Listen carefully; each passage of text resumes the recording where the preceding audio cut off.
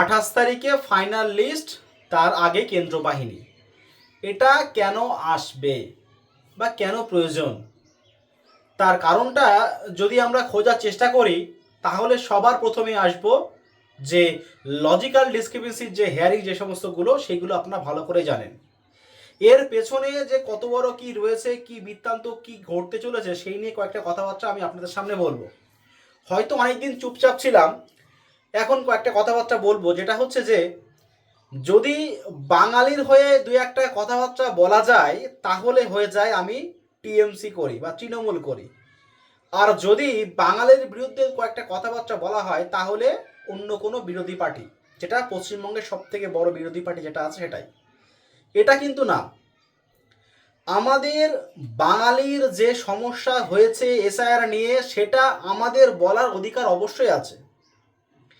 যেভাবে ডকুমেন্টসগুলো চেক করে দেখা হয়েছে তাতে কোনো আপত্তি কিছু নেই, কিন্তু একটা কথা, ওই ডকুমেন্টস দিয়ে প্রুভ করার পরেও সেই সমস্ত ভোটারদেরকে আবার রোল ব্যাক আসা। আরও সব থেকে বড় বিষয় এটাই যে ইলেকশন কমিশন আমাদের সঙ্গে যে মিথ্যা কথা বলেছে সেটা কিন্তু এটা ফেলে দেওয়ার মতো কথা না। আপনারা হয়তো প্রথমেই জেনেছিলেন যে 2002 সালে যে সমস্ত ভোটারদের পরিবারের বাবা অথবা মা অথবা গ্র্যান্ডফাদার গ্র্যান্ড মাদার বা সেলফ প্রজনী হয়ে থাকুক না কেন, সেই সমস্ত ভোটারদের কোনো প্রকারে হেয়ারিং হবে না। একমাত্র নো ম্যাপিং যাদের কোনো প্রজনী পাওয়া যাবে না সেই সমস্ত ভোটারদের একমাত্র হেয়ারিং হবে। আমি মানলাম কোনো বিএলও বা কোনো কিছুতে অসঙ্গতি পাওয়া গেছে, তাই বলে একটা গ্রামে যখন চোর ঢুকেছে বলে গ্রাম শুদ্ধকে জ্বালিয়ে দেওয়া, সেটা ঠিক এমনটাই মনে হচ্ছে যে বিষয়টা। লজিক্যাল ডিসক্রিপেন্সির আপনারা যেটা ভাবছেন যে আপনাদের হেয়ারিং হয়ে গেছে, আপনাদের কোনো সমস্যা নেই, আপনারা ডকুমেন্টস জমা দিয়েছেন, বিএলওরা আপনাদের অ্যাপ্রুভ করে দিয়েছে, এইআরওরা অ্যাপ্রুভ করে দিয়েছে, সেটা 28 তারিখের পরে আরও ভালো বোঝা যাবে যে আপনাদের কতটা অ্যাপ্রুভ করে দিয়েছে। তার কারণটা হচ্ছে সব থেকে একটু চিন্তার বিষয়, দেখেন যদি এসআইআর হওয়ার আগে একটা লিস্ট বেরোতো যে এই লিস্টগুলোর ভোটারগুলো পুরোপুরি ফাইনাল, তাতে কোনো সমস্যা কিছু নেই, তারপরে যে সমস্ত ভোটারদের বাদ যাবে সেই ভোটারদের আস্তে আস্তে করে লিস্টে নাম তোলা হবে। কিন্তু কেসটা হয়ে গেছে উল্টো, আগে প্রথমে সবার নাম তুলেছে, ফাইনাল লিস্টে আপনার নাম আসবে কি না আসবে না জানতে পারবেন না, আপনি বুঝতে পারবেন না যে আপনার নাম আসবে কি আসবে না। কে ভেবেছিল যে 2002-2025 সালে সেম এপিক নাম্বার সেলফ প্রজনী ভোটারদের হেয়ারিং এ টাকা আসবে? কে ভেবেছিল? কেউ ভাবতে পেরেছিল? সেলফ ভোটার যে সমস্ত ভোটার যারা আছে তাদের রোল ব্যাক আসবে? কে ভেবেছিল যে সেলফ ভোটারদের প্রজেনি না হয় এই সমস্ত সমস্যা, যে প্রজেনিদের ব্যাপার আছে, কারোর বাবা হতে পারে, কারোর অন্য কোনো ব্যাপার থাকতে পারে, সেই সমস্ত ভোটারদের নয় আলাদা। কিন্তু কে ভেবেছিল যে সেলফ প্রজানি 2002-2025-এর সেম নাম সেম বানান সেই সমস্ত ভোটারদের আবার হেয়ারিংয়ে নাম আসবে? কেন হতে হবে? তারপরে সেই সমস্ত ভোটাররা বয়স্ক ভোটার, সেলফ প্রজানি কিন্তু ম্যাক্সিমাম ভোটার সব বয়স্ক। আপনারা ভালো করে দেখবেন সেই সমস্ত ভোটারদের তাদের দিনের সমস্যা নিয়ে তারা হেয়ারিংয়ে উপস্থিত হয়েছে, তারপরেও তাদের আবার রোল ব্যাক আসছে। নো ম্যাপিং ভোটারদের ক্ষেত্রে আমি যাচ্ছি না। নো ম্যাপিং যাদের আছে, আমি আপনাদের আগের ভিডিওতে বলেছি, ডকুমেন্টস দিয়ে সব ভোটারদের কোনো প্রকারে প্রুভ করা যাবে না সে ভোটার আমাদের ভারতবর্ষ মানুষ বা ভারতবর্ষের বাইরের মানুষ আপনারা কিন্তু ভালো করে পাবেন না খুঁজে।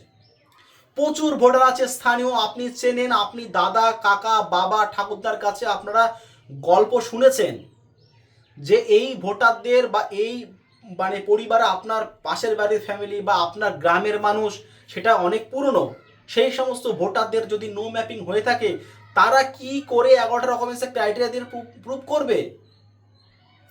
তাদের সেলফ প্রয়োজনে যদি হয়ে থাকে, তাদের যদি হেয়ারিং এসে থাকে লজিক্যাল ডিসক্রিপেন্সিও, তাও তারা কিভাবে প্রমাণ করবে? কলকাতা হাইকোর্টে যে ঘটনা যেটা ঘটেছে, জুডিশিয়ালি অফিসার নিয়োগ করা হবে, তাদের বেঞ্চ গঠন করা হবে, সেসব কথাবার্তা আমি পরে যাচ্ছি। যদি ফাইনাল লিস্টে নাম না আসে, আমরা কি করে বিশ্বাস করতে পারি যে আমাদের নাম ফাইনাল লিস্টে আসবে?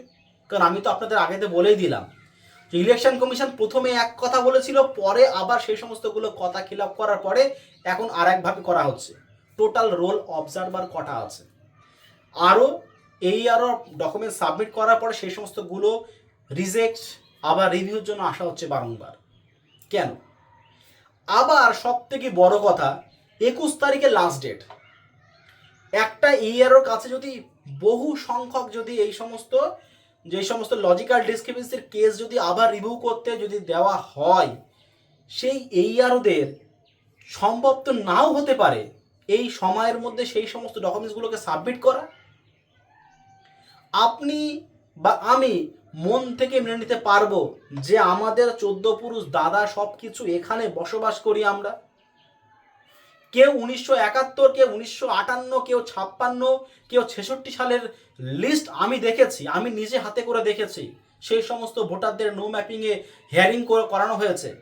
কেন? 2002 ট্রান্সফার করেছে। তাদের ঠাকুরদা বাবার নাম 1958, 71, 2001, 95, 66 সব নাম আছে ঠাকুরদাদের নাম। সেই সমস্ত ভোটারদের ডকুমেন্ট সাবমিট করতে গিয়ে দেখা গেছে শুধু আধার কার্ড আর ভোটার কার্ড আর প্যান কার্ড ছাড়া কিছু নেই। আমি সেই নিয়ে কিন্তু আপনাদের ভিডিও বানিয়েছি, আপনারা পারলে দেখে নেবেন। সেই ভিডিও আমার বানানো আছে, সেই ভোটার হিয়ারিংয়ে যাওয়ার আগে তার নিয়ে আমি ভিডিও বানিয়েছিলাম। সেই ভোটারের 2002 সালে ট্রান্সফারের কারণে সেই ভোটারের নাম 2002 সালে নামটা ওঠেনি। সেই ভোটারদের নো ম্যাপিং, সে আছে, তার আরও ছেলে মেয়ে আছে। যদি সে যায় তার সঙ্গে আরও 3 জন যাবে, টোটাল 4 জন যাবে একসঙ্গে। আমরা হয়তো ভাবছি বাড়ির পরিবারের যে হেড সে তো সেলফ হয়, সে যদি চলে যায় সে একা যাবে না, তার সঙ্গে তার ছেলে মেয়েকে নিয়ে যাবে, যদি সে ছেলে মেয়ে 2002 সালের সেলফ ভোটার না হয়ে থাকে। তাহলে সেলফ ভোটার হিউজ সংখ্যক ব্যাক এসছে। আপনারা ভালো করে আপনাদের যিনি বিএলও আছেন সেই বিএলওর সঙ্গে আপনারা কন্ট্যাক্ট করে দেখবেন এই সমস্তগুলো এসছে। তা আমি আপনাদেরকে শুধু বলতে চাই এইটুকুই যে আমি না কোনো পার্টির লোক, আমি কোনো পার্টি কিছু করি না। আমার কর্ম হচ্ছে, আমি একজন শিক্ষক, বিএলওর কাজ পেয়েছিলাম, আমি ওই নিয়ে আর বিস্তারিত কথা বলছি না। কিন্তু ফিল্ডে থেকে যে সমস্ত কথাবার্তাগুলো, যা সমস্যাগুলো আমি দেখেছি, সেই সমস্ত সমস্যা যদি ধরা হয়ে থাকে, এই 11টা ডকুমেন্টসের ক্রাইটেরিয়া, আমার মনে হয় এই সমস্ত ডকুমেন্টসের উপরে যদি কোনো বাড়ির দলিল চাওয়া হতো বা কোনো জমির দলিল চাওয়া হতো, তাহলে হয়তো আরও বেশি পুরনো ডকুমেন্টস পাওয়া যেত এই সমস্তগুলো থেকে। যে সমস্ত ডকুমেন্টসগুলো করেছে আপনারা ভালো করে দেখেন। পাসপোর্ট, যেটা আমরা দেখেছি অনেক, বার্থ সার্টিফিকেট দেখেছি, কাস্ট সার্টিফিকেট, যে সমস্তগুলো ডুপ্লিকেট করা সম্ভব।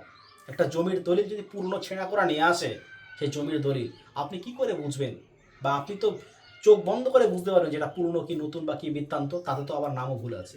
যাই হোক, সেই সমস্ত আমি আর কথাবার্তা আলোচনা করছি না। শুধু আমি এটুকুই বললাম যে 28 তারিখের পর কি হবে না হবে, একমাত্র এই কোম্পানি যেটা আসছে, মানে আধা সেনা বাহিনী, সেটার আরও ভালো করে বুঝতে পারবেন যে কি হতে চলেছে, কি বৃত্তান্ত। যদি হয় ভালো, তাহলে খুবই ভালো। আমি না হয় ভুল হলাম, তাতে কোনো আপত্তি কিছু নেই। আমি একা ভুলের যদি কয়েক লক্ষ মানুষ যদি বেঁচে যায়, তাহলে তো খুবই ভালো। যাই হোক, আজকে ভিডিও এই পর্যন্তই। পরবর্তী ভিডিও আপডেট চ্যানেলটিকে সাবস্ক্রাইব করে পাশে থাকা বেল আইকনটি ক্লিক করুন এবং আমাদের ভিডিওটা প্রচুর পরিমাণে শেয়ার করুন। ধন্যবাদ।